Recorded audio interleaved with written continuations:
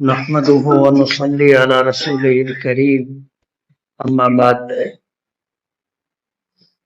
اعوذ باللہ من الشیطان الرجیم بسم اللہ الرحمن الرحیم قل ان کنتم تحبون اللہ فاتبعونی یحببکم اللہ ویغفر لکم ذنوبکم۔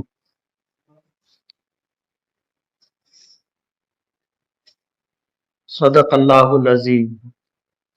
بزرگان محترم اور عزیز دوستو، ربیع الاول کا مبارک مہینہ پھر آیا۔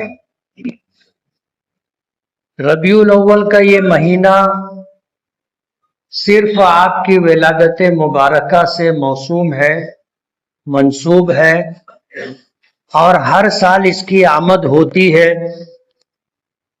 اور وقتی طور پر ہم خوشیاں مناتے ہیں اور ربیع الاول کی آمد پر محفلیں سجاتے ہیں۔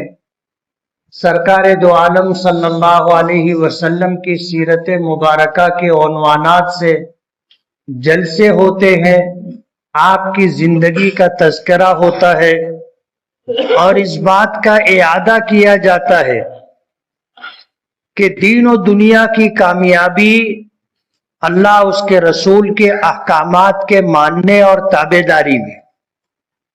قرآن کریم کی ایک آیت کی میں نے تلاوت کی ہے۔ اللہ تعالیٰ نے اپنے محبوب جناب رسول اللہ صلی اللہ علیہ وسلم کو حکم دیا، قل، آپ کہہ دیجئے، اپنی امت کو بتا دیجئے، ان کنتم تحبون اللہ فاتبعونی یحببکم اللہ، اگر تم اللہ تعالیٰ سے محبت کرتے ہو تو میری اتباع اور پیروی کرو، فاتبعونی، میری اتباع اور میری پیروی کرو، یحببکم اللہ، تو اللہ بھی تم سے محبت کرے گا۔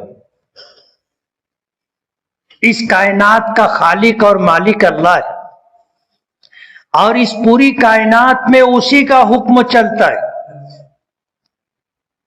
کائنات کی جتنی مخلوقات ہیں وہ سب اس کے تابع و فرما بردار، وہ اللہ تعالیٰ کے حکم سے ذرہ برابر بھی روح گردانی نہیں کرتے۔ ایک انسان ہے کہ اللہ نے اسے کچھ اختیارات دیے اور اسے اسباب اختیار کرنے کا مکلف بنایا ہے، ورنہ انسانوں کے علاوہ کائنات کی جتنی مخلوق ہیں ان تمام مخلوقات کو اللہ پاک بغیر سبب کے روزی دیتا ہے۔ ہمیں سبب اختیار کرنا پڑتا ہے، کمانے کے لیے جد و جہد و کوشش کرنی پڑتی ہے، ہمیں نوکری کرنی پڑتی ہے، ملازمت کرنی پڑتی ہے، ہمیں کاروبار اور تجارت اختیار کرنا پڑتا ہے، یہ سبب ہے، اور ان اسباب کو اختیار کرنے کا ہمیں حکم دیا گیا ہے، اور اللہ تعالیٰ اسی بہانے سے ہمیں روزی دیتا ہے۔ دیتا اللہ ہے، اور اللہ اسباب کا محتاج نہیں ہے۔ جب وہ کائنات کی تمام مخلوقات کو بغیر سبب کے روزی دیتا ہے تو ہم ایک اکیلی مخلوق انسان کو بغیر سبب کے روزی دینا اللہ کے لیے کیا مشکل ہے؟ لیکن تمام مخلوقات ایک طرف اور انسان جسے اللہ نے مکلف بنایا ہے ایک طرف۔ اللہ تعالیٰ نے انسانوں کو اسباب کا مکلف بنایا، باقی سب کو بغیر سبب کے اللہ روزی دیتا ہے، اور انسانوں میں سے بھی کچھ لوگ ہیں جنہیں اللہ بغیر سبب کے روزی دیتا ہے۔ خود نبی کریم صلی اللہ علیہ وسلم کو اس بات کا حکم تھا، آپ دعوت و تبلیغ کا کام کیجئے، اللہ آپ کے لیے روزی کا انتظام کرے گا۔ انبیاء کرام علیہم السلام اور آج بھی دنیا میں ہیں کچھ لوگ اللہ کے مخصوص بندے، اللہ بغیر سبب کے روزی دینے پر قادر ہے، دیتا ہے۔ ہے نا قرآن کریم میں وَمَن يَتَوَکَّلْ عَلَى اللَّهِ فَهُوَ حَسْبُهُ، جو اللہ تعالی پر کامل توکل کرتا ہے اللہ اس کے لیے کافی ہے۔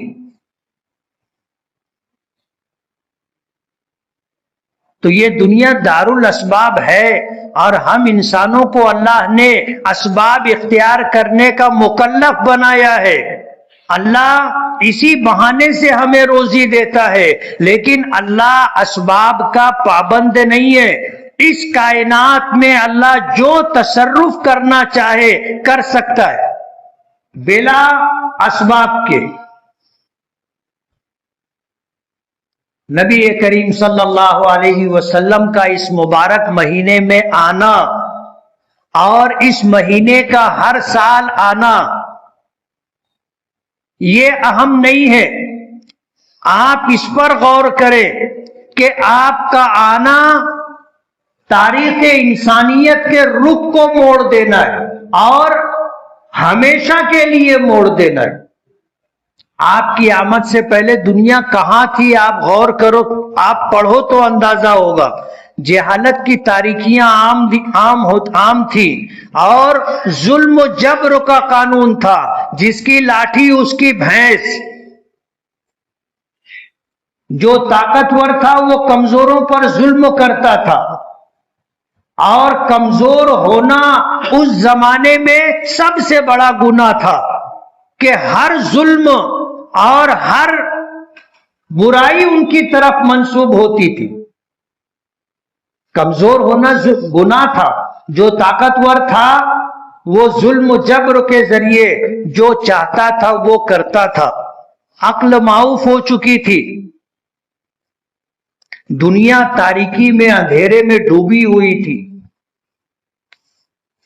اور خاص طور پر خطہ عرب کا حال یہ تھا کہ کوئی وہاں حکومت کرنے کے لیے تیار نہیں تھا۔ حالات ایسے تھے کہ جس کے پاس صدیوں پرانی شراب ہوتی تھی وہ سماج میں بہت زیادہ معزز سمجھا جاتا تھا۔ جس کے یہاں بیٹی پیدا ہو جاتی تھی اسے اپنے لیے ذلت سمجھتا تھا، اور ایسے اڑیل قسم کے لوگ تھے کہ معمولی بات پر جھگڑا ہوتا تھا اور یہ جھگڑا صدیوں چلتا رہتا تھا، یہ دشمنی ختم نہیں ہوتی تھی۔ ایسے حالات میں نبی کریم صلی اللہ علیہ وسلم کی ولادت مبارکہ ہوئی اور اللہ تعالیٰ نے آپ کے ذریعے سے انسانیت کی تاریخ کا رخ موڑ دیا۔ اب قیامت تک انسانیت کو جو مقام نبی کریم صلی اللہ علیہ وسلم نے دلایا وہ باقی رہے گا۔ آپ سوچو، عورتیں خریدی بیچی جاتی تھی، لوگ اپنے بچوں کو بیچا کرتے تھے، بچیوں کو بیچا کرتے تھے۔ بچی پیدا ہو جائے تو کچھ ایسے لوگ بھی تھے جو ان بچیوں کو زندہ دفن کر دیا کرتے تھے، قتل کر دیا کرتے تھے، اور اس کو اپنے لیے ذلت سمجھتے تھے۔ معاف کر دینا، درگزر کر دینا، برداشت کر لینا اور کمزوروں کی مدد کرنا، بے سہاروں کا سہارا بننا، یہ سارے جذبات ختم ہو چکے تھے، مفقود ہو چکے تھے، کہیں نظر نہیں آتے تھے۔ ایسے زمانے اور حالات میں نبی کریم صلی اللہ علیہ وسلم تشریف لائے تھے، اور آپ نے انسانیت کو اور خاص طور پر کمزور طبقہ عورتوں کو وہ مقام دیا جو آپ سے پہلے عورتوں کو کبھی ملا نہیں تھا۔ آپ نے وہ مقام دیا، فرمایا ماں اس کے قدموں کے نیچے جنت ہے، بیٹی اللہ کی رحمت ہے، بہن اللہ کی نعمت ہے، اور بیوی اللہ کی نعمتوں میں سے ایک بہت بڑی نعمت ہے۔ آپ نے فرمایا دنیا کلھا متاع وخیر متاع الدنیا المرأۃ الصالحہ، دنیا میں جتنی چیزیں ہیں یہ انسانوں کے لیے نفع اٹھانے کی چیزیں ہیں۔ الدنیا کلھا متاع، اور فرمایا وخیر متاع الدنیا المرأۃ الصالحہ، ان نعمتوں میں، ان چیزوں میں اللہ تعالیٰ کی بڑی نعمت، بڑی رحمت نیک بیوی ہے۔ آج اللہ نے اگر کسی کو نیک، فرما بردار، سمجھدار بیوی دے دی ہو، اسے اللہ کا شکر ادا کرنا چاہیے، اللہ کا شکر ادا کرنا چاہیے۔ اور اگر کسی کو نیک بیوی نہیں ملی، ایسی بیوی مل گئی جس کے ساتھ جینا مشکل ہو، تو یہ سمجھ لو اس کی زندگی اجیرن ہو جاتی۔ اللہ کی نعمتوں میں سے اور کائنات میں پائی جانے والی اشیاء اور چیزوں میں، مخلوقات میں سب سے بہترین نعمت اور نفع اٹھانے کے لیے سب سے بہترین چیز نیک بیوی۔ خود نبی کریم صلی اللہ علیہ وسلم نے فرمایا تھا حبب الی من دنیاکم ثلاث، اللہ تعالیٰ نے تمہاری دنیا کی 3 چیزوں کی محبت مجھے عطا کی ہے۔ 3 چیزیں، الطیب والمرأة وقرۃ عینی فی الصلاۃ، خوشبو، اس دنیا میں مجھے خوشبو پسند ہے۔ دوسرے نمبر پر نیک بیوی، المرأۃ الصالحہ، جس کی پیشانی اللہ کی اطاعت و فرما برداری اور اللہ کے حضور سجدوں سے آباد ہو، اور جس کے سینے میں وفا کی بلندیاں ہوں، جو اپنے شوہر کی اطاعت گزار فرما بردار ہو، جو اپنے شوہر کی عزت نفس اور اس کی جان مال کی حفاظت کرتی ہو، جو شوہر کی راحت اور خدمت کی فکر کرتی ہو، جس کے سینے میں وفا کی بلندیاں ہوں۔ نبی کریم صلی اللہ علیہ وسلم کو اس دنیا میں یہ بھی پسند تھا، نیک بیوی۔ اور تیسری چیز وقرۃ عینی فی الصلاۃ، میری آنکھوں کی ٹھنڈک اللہ نے نماز میں رکھی۔ تو اللہ اگر کسی کو نیک بیوی دے دے، اسے اللہ کا شکر ادا کرنا چاہیے اور اس کی قدر کرنی چاہیے۔ عام طور پر جب انسان کے پاس نعمت رہتی ہے تو اس کی قدر نہیں ہوتی، اس کی ناقدری بھی بسا اوقات ہوتی ہے، اور جب یہ نعمت چھن جاتی ہے، ختم ہو جاتی ہے، تب آدمی کو احساس ہوتا ہے کہ وہ میرے لیے اللہ کی کتنی بڑی نعمت تھی۔ اس لیے اگر اللہ نے بیوی دی ہے اور اللہ نے اسے اپنی اطاعت و فرما برداری دی ہے، تمہاری خدمت راحت، تمہارے گھر کی حفاظت کی فکر دی ہے، ایسی بیویوں کی قدر ہونی چاہیے۔ آپ یقین مانو، بیوی کے ساتھ خوشگوار زندگی کا ملنا اللہ کی بہت بڑی نعمت ہے۔ آپ نے فرمایا مجھے تمہاری دنیا میں 3 چیزوں کی 3 چیزیں پسند ہے، اس میں سے ایک چیز نیک بیوی۔ اللہ نے اگر یہ نعمت دی ہے، اس کی قدر ہونی چاہیے۔ تو آپ کا آنا تاریخ کے رخ کو موڑ دینا تھا، اور دنیا انسانیت کو وہ مقام دینا تھا اللہ نے جو ان کے لیے مقدر کیا تھا۔ اور اللہ تعالیٰ نے اپنے محبوب جناب رسول اللہ صلی اللہ علیہ وسلم کے ذریعے انسانیت کو وہ مقام عطا کیا، مظلوموں کو انصاف ملا، جہالت کی تاریکیوں میں رہنے والوں کو علم کی روشنی ملی، کامل دین اللہ پاک نے آپ کے ذریعے سے ہمیں دیا۔ اللہ کی الوہیت، اللہ تعالیٰ کی وحدانیت، اللہ تعالیٰ کی ربوبیت ہمیں ملی۔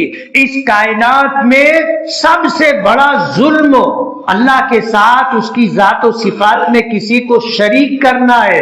نبی کریم صلی اللہ علیہ وسلم کے ذریعے سے ہمیں یہ نعمت ملی کہ اللہ کے ایک ہونے کا کیا مفہوم و مطلب ہے،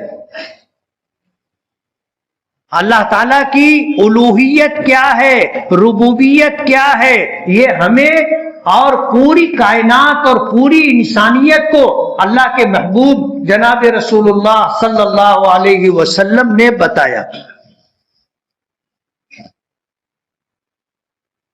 لیکن اس مہینے میں صرف خوشیاں منا لینا، تہوار کے طور پر ان دنوں کو گزار لینا اور جلسے جلوس کر کے اپنی محبت کا اظہار کر لینا، یہ کافی نہیں ہے اور یہ اصل نہیں ہے. اصل چیز اپنے محبوب، اپنے آقا جناب رسول اللہ صلی اللہ علیہ وسلم کی اتباع اور پیروی ہے.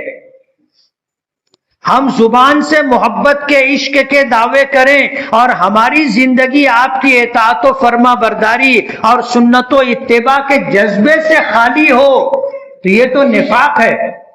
ہم کہتے کچھ ہیں اور کرتے کچھ ہیں. اگر کوئی شخص مجمع میں اپنے باپ کی تعریف کرے، اپنے باپ کی عظمت، ان کا مقام و مرتبہ بتائے اور گھر جا کر کے باپ کو گالی دے، باپ کو جھڑکے، باپ کو ڈانٹے، باپ کی اطاعت و فرما برداری نہ کرے، کھلم کھلا نافرمانی کرے، آپ اس کو اطاعت و فرما بردار مانیں گے؟ آپ اس کو اپنے باپ سے محبت کرنے والا، اپنے باپ کی اطاعت کرنے والا مانیں گے؟ یہی حال تقریباً ہمارا ہو گیا ہے. آج ہم پوری دنیا میں اپنے آقا کی عظمت کا ڈنکا بجانے کی کوشش کرتے ہیں، آپ کی سیرت طیبہ کے عنوان سے آپ کی زندگی کے مختلف گوشوں کو اجاگر کرتے ہیں، لیکن ہم اپنی عملی زندگی دیکھیں کہ عبادات میں، معاملات میں، معاشرت میں، معیشت میں، اخلاق میں ہم آپ کی کتنی اتباع اور پیروی کرتے. ہماری عبادتوں کا کیا حال ہے ہم سب کو معلوم.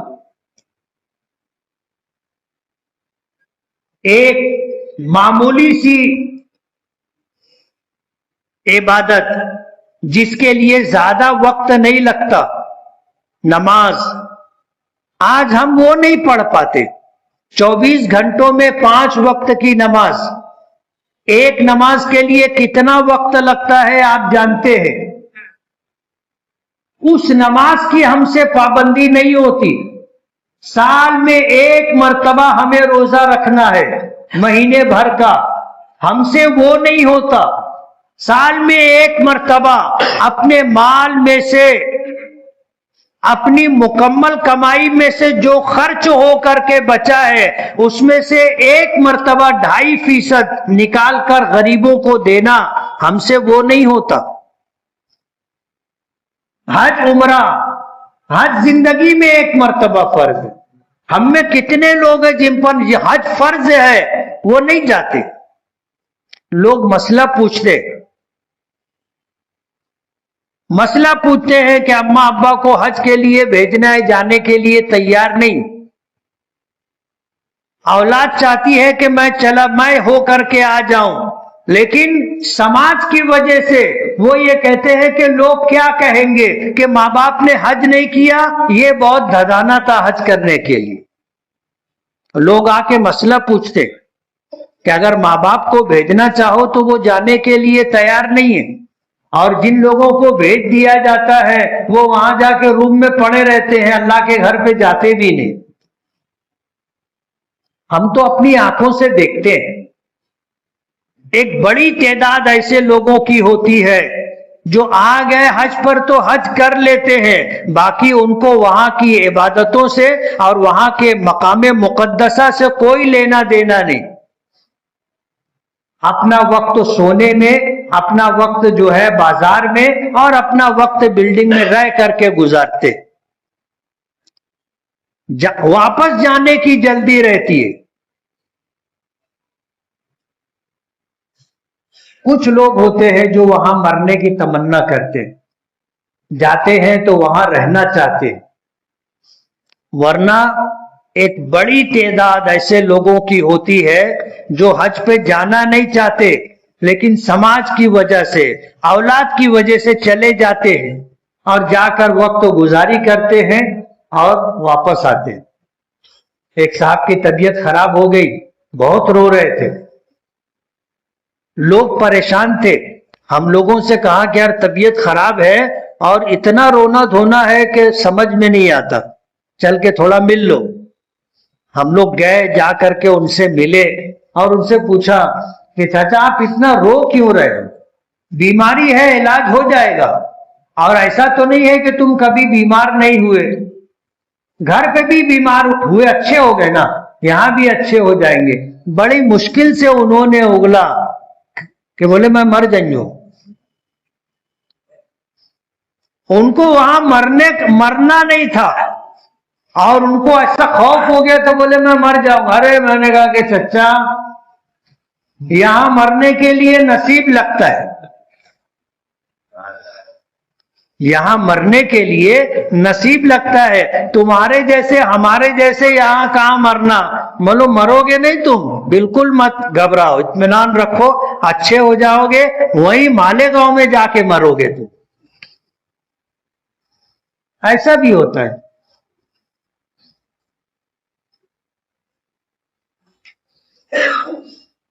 اب آپ سوچو، زندگی میں ایک مرتبہ حج فرض ہے اور اس کی ادائیگی میں ہم لوگوں کی طرف سے کیا صورت ہے؟ اصل چیز کھوکھلے دعووں سے کچھ نہیں ہوتا۔ بہت عربی کا مشہور جملہ ہے کہ ان المحب لمن يحبه مطیع، کہ جو آدمی کسی سے محبت کرتا ہے تو اس کی اطاعت و فرما برداری اختیار کرتا ہے۔ اگر آپ کو کسی سے محبت ہے تو آپ اس کی نافرمانی نہیں کریں گے، اور اگر نافرمانی کر رہے ہیں تو آپ یہ سمجھ لو کہ آپ کو اس سے محبت نہیں ہے۔ اور اگر آپ زبان سے کہہ رہے ہو کہ مجھے اللہ سے محبت ہے، مجھے نبی کریم صلی اللہ علیہ وسلم سے محبت ہے، اور اللہ اس کے رسول کی اطاعت تم سے نہیں ہوتی ہے، تو یہ تمہارا دعویٰ جھوٹا دعویٰ ہے، یہ دکھاوا ہے۔ یہ اگر کہا جائے تو یہ نفاق ہے کہ آپ کچھ اور کرتے ہو، کچھ اور چاہتے ہو اور بول کچھ اور رہے ہو۔ یہی تو دوہری زندگی ہے، اسی کو تو منافقت کہتے ہیں۔ آج پوری مسجد میں جتنا مجمع ہے، ایک شخص بھی ایسا نہیں ہوگا جو یہ کہے کہ مجھ کو اللہ اس کے رسول سے محبت نہیں ہے۔ کوئی آدمی ملے گا؟ نبی کریم صلی اللہ علیہ وسلم نے قسم کھا کر کے یہ بات فرمائی، قسم ہے اس ذات کی جس کے قبضہ قدرت میں میری جان ہے، تم میں سے کوئی شخص اس وقت تک مومن نہیں ہو سکتا جب تک کہ میں اس کے نزدیک اس کے ماں باپ سے، اس کی اولاد سے اور دنیا جہاں کی چیزوں سے زیادہ محبوب نہ ہو جاؤں۔ اور یہ بخاری شریف کی روایت ہے، والذی نفسی بیدی، فرمایا لا یؤمن احدکم حتی اکون احب الیہ من والدہ وولدہ والناس اجمعین، اس کے باپ سے، اس کی اولاد سے اور پوری دنیا میں بسنے والے انسانوں سے زیادہ محبوب نہ ہو جاؤں، وہاں تک وہ مومن نہیں۔ علماء نے کہا کہ وہ مومن کامل نہیں ہے، ٹھیک ہے، حضور نے کامل کا لفظ نہیں فرمایا۔ لا یؤمن احدکم، تم میں سے کوئی بھی اس وقت تک مومن نہیں ہو سکتا حتی اکون احب الیہ، یہاں تک کہ میں اس کے نزدیک اس کے باپ سے، اس کی اولاد سے اور دنیا جہاں کے لوگوں سے زیادہ محبوب نہ ہو جاؤں۔ جب آپ نے یہ بات فرمائی تو حضرت عمر فاروق رضی اللہ تعالی عنہ کہنے لگے اللہ کے رسول، آپ مجھے اپنے باپ سے، اپنی اولاد سے اور دنیا جہاں کے لوگوں سے زیادہ محبوب ہیں، لیکن میری جان مجھے آپ سے زیادہ پیاری اور عزیز۔ حضور نے فرمایا کہ عمر تمہارا ایمان کامل نہیں۔ کس کو کہا تھا؟ حضرت عمر سے کہا تھا، اور حضرت عمر کیا ہے آپ نے سنا ہے؟ حضرت عمر نے کہا کہ اپنی جان آپ سے زیادہ پیاری ہے۔ حضور نے فرمایا کہ عمر تمہارا ایمان کامل نہیں۔ حضرت عمر نے غور کیا، دل کی گہرائیوں میں جھانکا، حالات پر نظر ڈالی، فیصلہ سنایا کہ اللہ کے رسول، مجھے آپ اپنی جان سے بھی زیادہ عزیز ہیں۔ جب دل کی گہرائیوں میں جھانکا تو دل نے کہا کہ عمر کیا کہہ رہے ہو؟ ہم تو حضور کے اشارے پر جان قربان کرنے کے لیے اللہ کے دشمنوں سے بھیڑ جاتے، میدان جہاد میں سینہ سپر ہو جاتے۔ اگر جان عزیز ہوتی حضور سے زیادہ تو گھر میں بیٹھتے نا، میدان جہاد میں کیوں جان گنوانے کے لیے جاتے؟ تمہاری سوچ برابر نہیں ہے۔ دل نے کہا کہ عمر، اللہ کے رسول مجھے جان سے بھی زیادہ عزیز ہے۔ تو حضرت عمر کو کہنا پڑا کہ اللہ کے رسول آپ مجھے اپنی جان سے بھی زیادہ عزیز ہیں۔ تو حضور نے فرمایا الآن عمر، اب تمہارا ایمان کامل ہوا ہے۔ تھوڑا ہم بھی غور کریں، دل کی گہرائیوں میں جھانکے، اپنے حالات پر نظر ڈالے، اپنی عبادات، اپنے معاملات، اپنا کاروبار، اپنی معاشرت، زندگی، اپنے اخلاق، تھوڑا دیکھے کہ اس میں اللہ اس کے رسول کی کتنی تابع داری اور فرما برداری۔ صرف زبان سے کہہ دینے سے مسئلہ حل نہیں ہوگا، سچائی اور حقیقت کی ضرورت ہے۔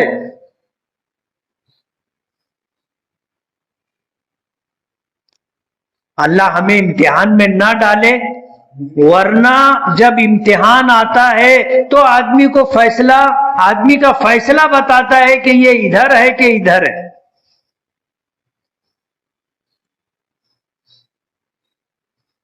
جن لوگوں کو ہم خالص دنیا دار سمجھتے ہیں، خالص دنیا دار،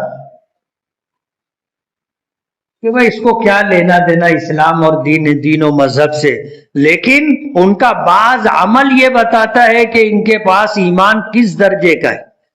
کھلاڑیوں کو، مسلمان کھلاڑیوں کو کروڑ روپیہ دینے کی پیشکش کی جاتی ہے اور کہا جاتا ہے کہ تم شراب کا ایک اشتہار دے دو۔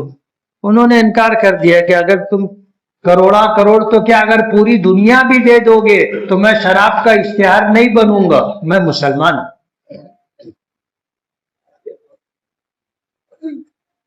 سوچو ہم اگر اس جگہ ہوتے تو ہمارا دل بھی کہتا اور لوگ ہم کو سمجھاتے، ابے تھوڑی دیر کی تو بات ہے، بعد میں توبہ کر لینا، اللہ تعالیٰ سے معافی مانگ لینا، کون سا یہ شرک ہے، گناہ ہی تو ہے، اور کیا ہم سے گناہ نہیں ہوتے کیا؟